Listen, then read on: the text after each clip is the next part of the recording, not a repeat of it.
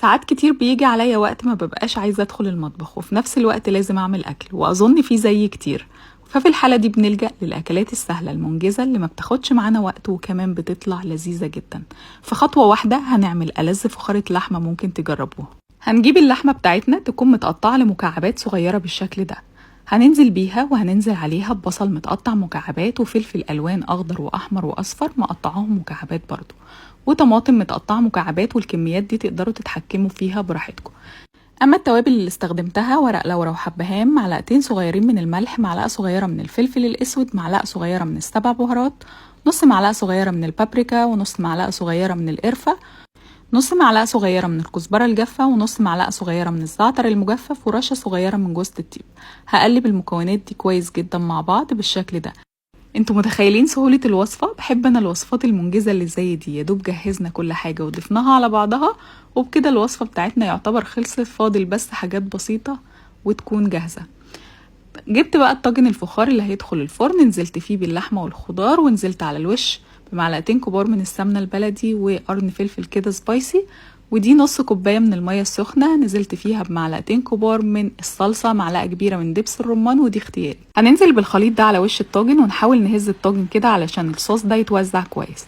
هنغلفه بورق زبدة وورق فويل ونحكمه كويس جدا وندخله فرن ساخن مسبقا على اعلى درجة حرارة الاول نص ساعة، بعد كده بنهدي النار لدرجة حرارة 200 وبيقعد ساعة ونص. في الوقت ده هنجهز العجين اللي هنحطه على وش الطاجن. عندي كوباية من الدقيق، معلقة صغيرة من السكر، معلقة صغيرة من الخميرة الفورية، رشة من الملح، معلقتين كبار من الزبادي، وهنعجن كل ده بربع كوباية من المية. هنعجنها كويس لغاية لما العجينة تلم معانا. هننزل بمعلقتين كبار من الزيت ونحاول نلم العجينة ونعجنها لغاية لما تنعم وتلم معانا بالشكل ده. هنغطيها ونسيبها على جنب تخمر، وابتدوا جهزوا فيها أول ما تحطوا الطاجن في الفرن.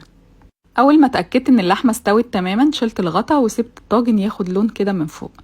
هنجيب العجينه بعد ما اختمرت معانا، هنفردها على رشه من الدقيق وعلى وشها برده رشه من الدقيق، ونفردها بشكل دائري بالشكل ده بسمك ما يكونش رفيع قوي.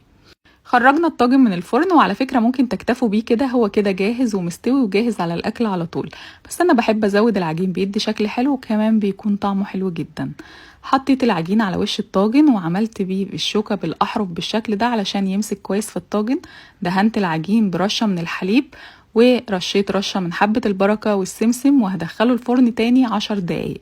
10 دقايق وبيكون جاهز معانا بالشكل الخطير ده. تحفة فنية. لو انتي بقى زي حالاتي كده بتزهقي بسرعة وما بتبقيش عايزة تقفي في المطبخ كتير، فدي أكلة الإنجاز اللي ممكن تنقذك في الأوقات دي. لازم تجربوا فخارة اللحمة بالطريقة دي، بجد ما بتاخدش وقت خالص في التحضير. هو اللي بياخد معانا وقت تحضير الخضار وتقطيعه والعجينة. ممكن لو انتي مش حابة تعملي العجينة عادي ما تعمليهاش، الطاجن بيكون حلو جدا برضو من غيرها. وعلى فكرة العيش اللي على الوش ده ما بيكونش شكل بس، بيتاكل كمان وبيبقى طعمه خطير كمان لما تغمسيه كده مع الخضار اللي في الطاجن وكمان اللحمة الدايبة الخطيرة دي. وبكده كون خلصت وصفة النهاردة، يلا جربوها وبألف هنا مقدما ليكم.